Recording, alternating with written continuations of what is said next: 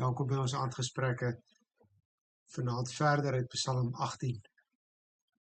In die vorige aandgesprek het die Psalm het ons besin oor die liefdesverhouding met die Here wat uitloop op 'n liefdesverklaring dat ek die Here met my ganse hart liefhet. Ons het daaroor besin dat die liefde by God begin, maar ook daarop gewys dat die liefde nie net woorde kan wees nie, maar dat dit van ons kant af dade van gehoorsaamheid vereis. Miskien is dit juist hierdie feit wat ons soms so huiwerig maak om vir die Here te sê dat ons vir hom lief is. Wanneer ek dit sê, het dit immers implikasies. Dan moet my dade en my hele lewe immers daarvan getuig dat ek vir hom lief is. En my lewe is nou maar eenmaal nie so vol liefde vir God en liefde vir my naaste nie. Wonder hoe Dawid met soveel vrymoedigheid in vers 21 tot 25 kan verklaar dat hy onskuldig is, dat hy gehoorsaam is en hom deur die Here se bepalings laat lei en nie van sy voorskrifte afwyk nie, dat hy opreg voor God lewe en op sy hoede is teenoor enige ongeregtigheid, dat die Here aan hom reg laat geskied, omdat hy onskuldig is in sy oë. Voel vir my, ek is nie so nie, in alle geval nie in die absolute sin van dit alles nie. Die Here weet, selfs al is dit my strewe, dat ek dit nie altyd reg kry nie. Geliefdes, en tog moet hierdie onvolmaaktheid van ons liefde bewyse teenoor die Here nie vir ons 'n struikeling word om ons liefde teenoor die Here te verklaar nie. Ek weet mos dat daar iemand na hierdie wêreld toe gekom het wat verby die beperkte liefdesdade van my en van Dawid die volmaakte liefde teenoor die Vader kom bewys het. In hom alleen verklaar ek my liefde vir God. Hy het in my plek onskuldig, gehoorsaam, getrou, rein, opreg en in geregtigheid ware liefde kom bewys.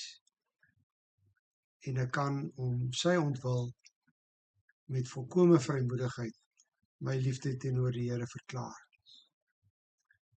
'n Laaste gedagte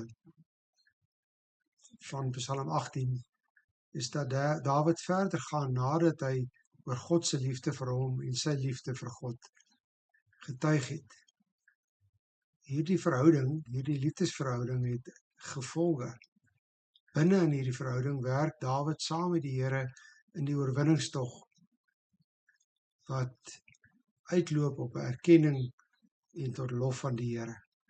Aan die een kant is dit die Here wat lig gee, wat hom help, beskerm, sy pad voorspoedig maak, sy voete soos 'n ribbok maak, sy teenstanders laat swyg en sy vyande laat vlug. Aan die ander kant is dit Dawid wat sy lamp laat skyn, die oormagstorm loop, oor 'n stadsmuur klim, op 'n pad gaan, oorlog maak, die vyande agtervolg en inhaal en die oorwinning behaal. Nou binne die verhouding tussen die Here wat die oorwinning behaal en sy diensknegt wat 'n gehoorsame liefde teenoor hom optree, nou slaan die tekkie die teer in die werklikheid van die aardse lewe. Die oorwinning van die Here word sigbaar deur sy diensknegte. In die gevolg van dit alles, Psalm 18 vers 50, daarvoor sal ek U loof voor die nasies, Here. Tot die eer van U naam sal ek lofpsalms sing. Here, ek het U baie lief. Ek sê dit eers huiwerig. Dit klink vreed.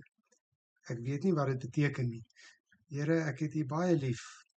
Ek sê dit met groter wordende vrymoedigheid wanneer ek besef dat ek deur Jesus Christus gered is. Here, ek het U baie lief.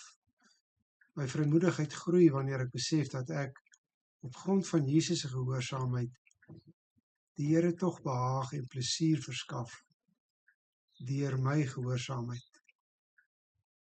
Here, ek het U baie lief.